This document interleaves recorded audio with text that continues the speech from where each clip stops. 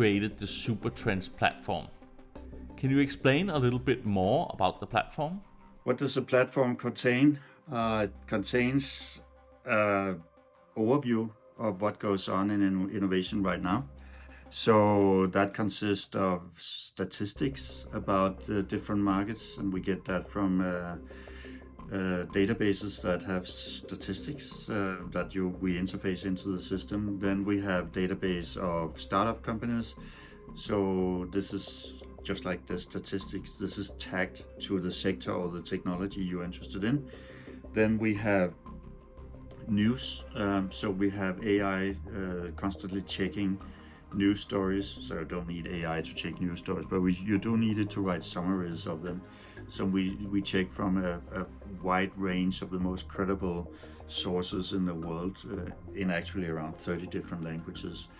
Find the different stories, write summaries, and so this is a massive amount of summaries we get. So we then select which ones we think are most interesting, and then we validate them, and then we send them out, and then we tag them. So the company's statistics, the news stories, is all bound together. Then we have sector descriptions. We have descriptions of exponential laws also, and then we have a timeline of innovation, which that was actually the only original idea. All the rest has been added to it. But our timeline of innovation goes back in time, so we have tracked all human innovation and pre-human innovation. It goes 3.3 million years back.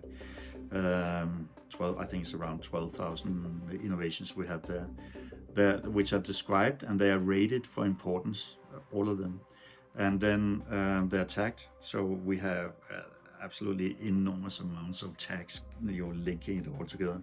Would you believe that the invention, the control of fire, is tagged to 15 different things? So it led to pottery, it led to this, that, and the. So that's how it is. So we have this massive grid of innovations that are tagged, and we simply roll it forward. So we roll it into the future, and then you can say, how can you do that? And the way we do it is actually quite interesting, because we do it with AI. So we look at, since any super trend has a process, right? So first it's somebody's idea, then somebody starts to dabble around in the basic science and research labs, and then somebody makes it into a product, and then becomes a mainstream product, and then somebody patches stuff onto the product. So we know this because we have mapped it. We know exactly how it works. So we can see it's like the roots. We can see the roots, so we can see what's coming up. For instance, AI has been visible on our screen for more than 100 years. Many other things are visible, but there are no products yet. But we can see it's coming up. So then we go out with AI, and then we ask AI to do predictions for this. And then you might say AI can't do that.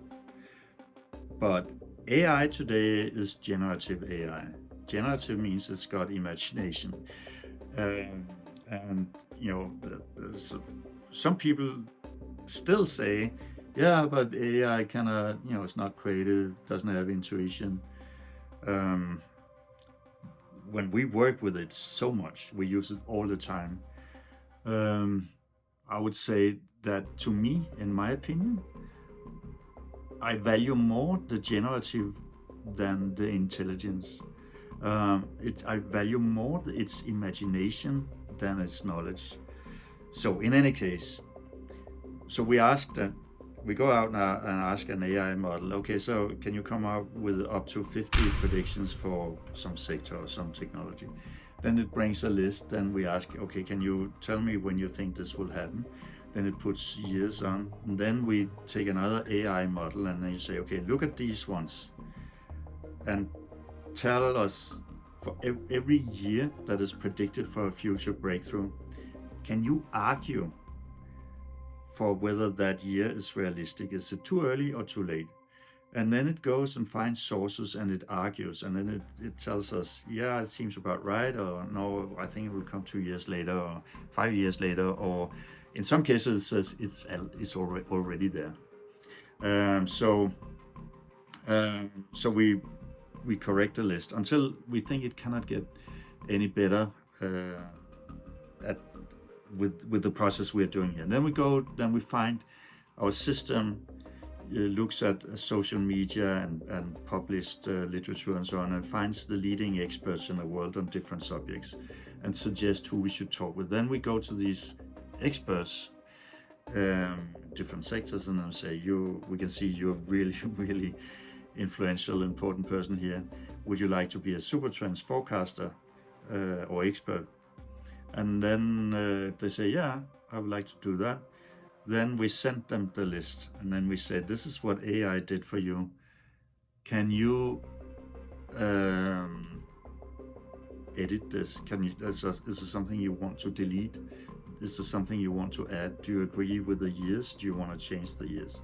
So we get back an edited list, and that becomes part of our whole forecasting grid. And so we have, as I speak here now, we have about 3,000 different forecasts for everything from deep technology to the future of cocktails even, or pet tech and whatnot.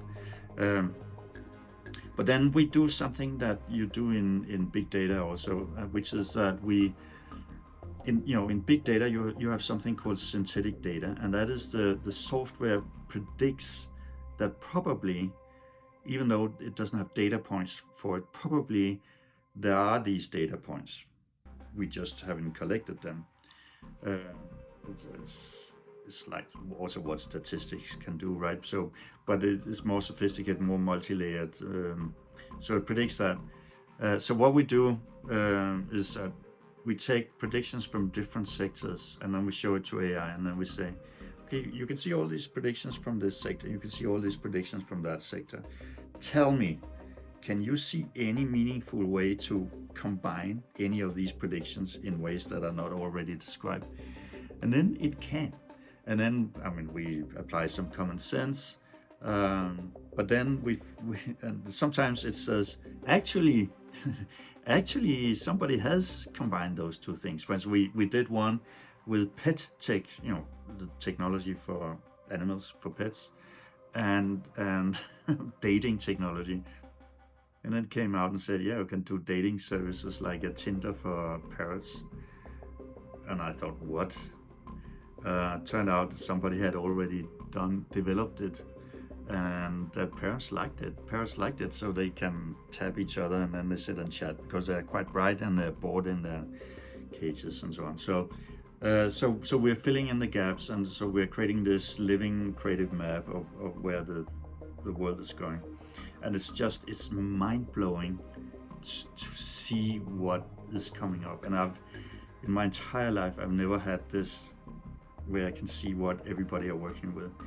And sometimes I laugh. It's so funny what people come up with, but I also get amazed, and I get happy on behalf of mankind, because you can list a lot of problems and be very negative about the future, but if you look at what people are actually working on, you can see that we are on top of it. It's unbelievable, which is what is on the pipeline. Thank you, Lars. I think it's great that you have such a positive view on the next 30 years of innovation. There are probably few people other than you that have a broader view of the innovation that's going on in the world, so that really means something.